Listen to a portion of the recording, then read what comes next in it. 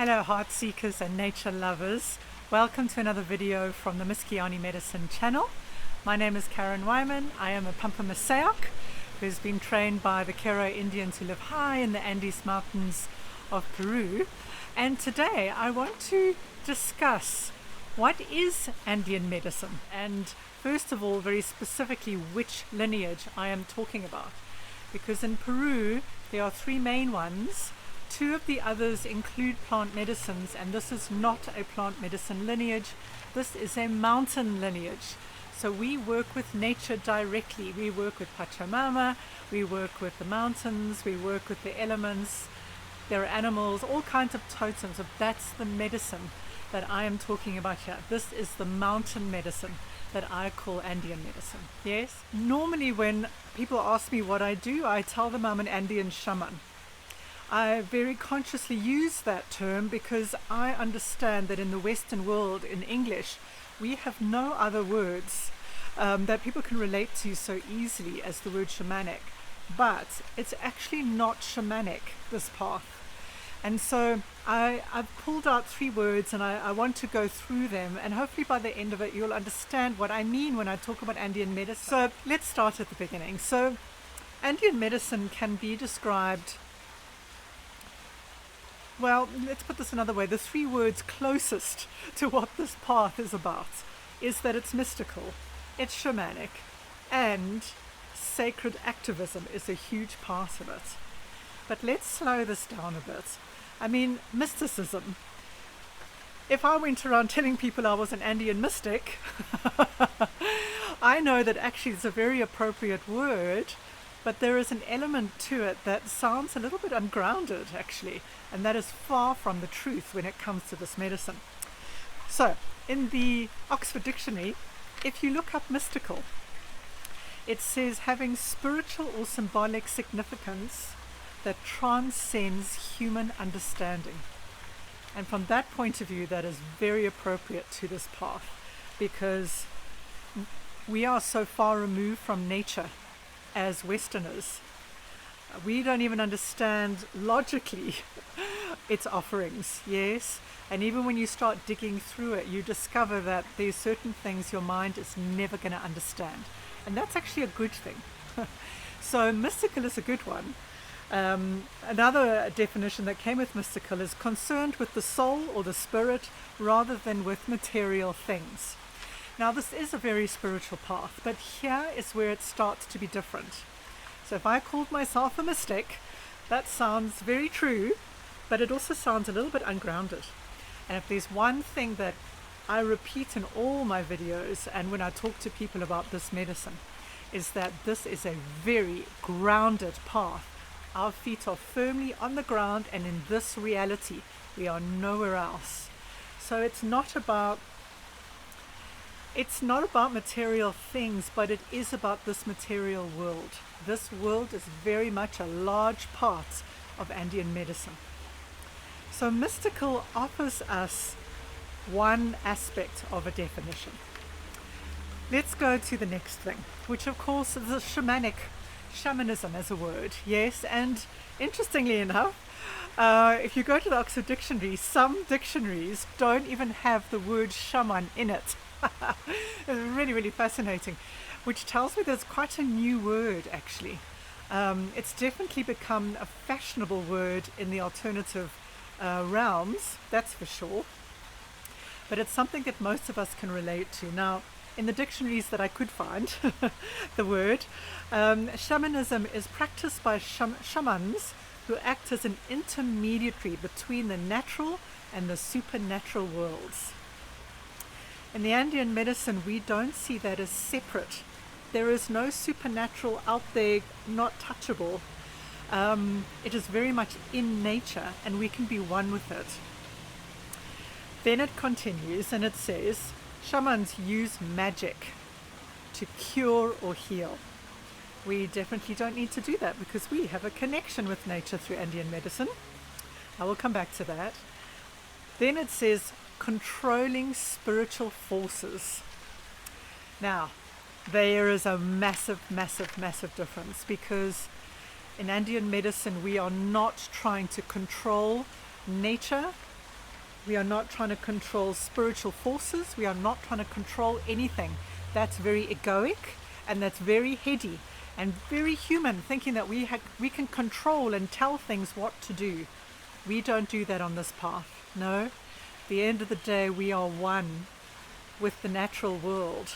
And when we understand that and embody that, we are with those forces, and we can interact and we can communicate with them. Yes?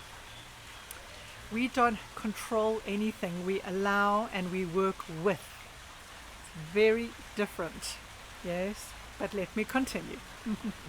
Under shamanism, it also says, enters a trance state to do a ritual, a practice, or a healing.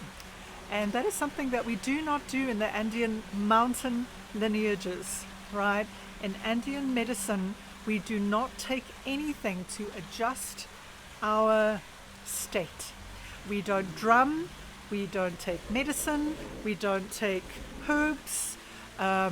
It may be something that can be used, but we don't go into trance states. That is a very shamanic path.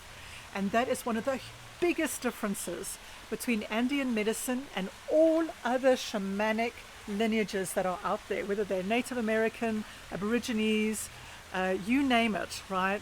Mongolian, they use things to go into a trance in order to then communicate with these other realms.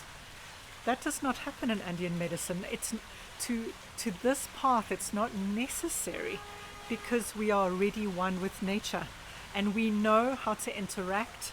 We know how to build relationship. We have this bond, and therefore we work together. Yes, and we are very much in the present. We are grounded. We are here, and there is communication right here and now that guides us to the work that we do. Yes. So me saying them an Andean shaman is not 100% accurate at all, but there are not many words that can be used so simply to say what I do. So I do say I'm an Andean shaman because it's just easier, right? But what worries me is that people think it fits into the same realms as shamanism, and this does not. Yes, it's what I love about this. We don't have to leave our bodies. We don't have to go into another state. We don't have to disappear from being within us. In fact, we want to stay as present and conscious right here, right now, as much as we can, because the more present we are, the more present I am, the more I am one with nature, and she can communicate through me. All right, now let's come to the third phrase, and that is sacred activism. Now, in the dictionary, activism, of course, it comes from a very political background, but it has become a word that we are using on many levels of our existence, and I think it's very appropriate. In the dictionary, it says policy and action using vigorous campaigning to bring political or social change. So activism brings change to the world. Now, most of us know activism as something that we go out there, we do something, we manipulate the outer worlds in order to get attention, all right, to get governments to hear us, but to enforce change to happen.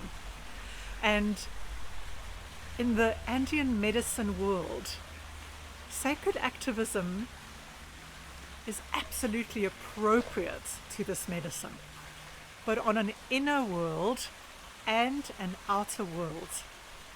So activism is something that we practice within ourselves, and we can then affect the outside world. If we want to change the outer world, we have to change the inner first. We have to find the sacredness within us first, because through that we build a bond with nature, we build our power, we build connection and guidance. There is this interaction between the inner and the outer. There is a synergy that happens that guides us forward and affects change. We can manifest something different when it comes from within us, not pushing the outer world. Yes. So we don't need to do, we need to actually go within us. When we change within us, when we discover what is sacred within us, we are so disconnected from nature. Right? We have forgotten what is sacred. It may be beautiful in nature, but most of us do not call it sacred. Yes? There is a very, very spiritual aspect to nature that we have forgotten about and that we are part of. Yes? We become one with both worlds through the sacredness. We remember what's sacred was within us, and then we act from there. The world wouldn't be in the trouble that it's in right now if we honored nature. If we knew what was sacred within us, if we knew how nature is one with us, how it supports us to find our hearts, how it supports us to raise consciousness, and the absolute exquisiteness of the meaning of that, we would act from a very different place within us. So, through this path, we travel from the head to the heart. We may use our heads, but it's all about coming from the heart space where we are connected to nature, we are connected to spirit, to the divine consciousness, to the oneness of all of life. And from that, we manifest a balanced world within us, around us, etc. Yes? So, the world is actually a mirror of our humanity. And right now, if you look around at how imbalanced the world is, how destroyed it is, how, we are bringing it to an end, yes, it's a reflection of us being disconnected from the sacredness from within us. It's just the mirror. And in activism, we can go out there to change the world, but if we are still disconnected from within us, we cannot affect the outer world. We can change something within us, in front of us, but it'll be temporary or it'll go in the wrong direction. It will not work out. Let me tell you, when you change within, the world around us, the physical reality that we see, adjusts because it is one with us and we are one with it. And when we change our inner space, it changes the outer world. In other words, we have activism inside of us where we challenge old patterns, where we challenge ways of being, where we challenge the what's been handed down through our ancestors about how we're meant to live in the Western world, right? We have to be activists within ourselves, right? And if we hold that with love and with spirit in a sacred activism way, we change within ourselves and the world automatically starts to shift around us. It's very, very profound. So, raising consciousness within us releases heavy energies. It releases our heavy stuff. It transmutes us to raise consciousness. Yes? We act from the inner and bring change to the outer. So Andean medicine is mystical, but it's grounded.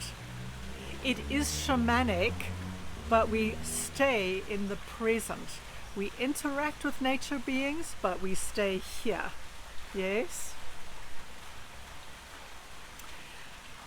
We transcend human understanding. We come from a heart space. We understand what sacred is from within us. And therefore it is sacred activism.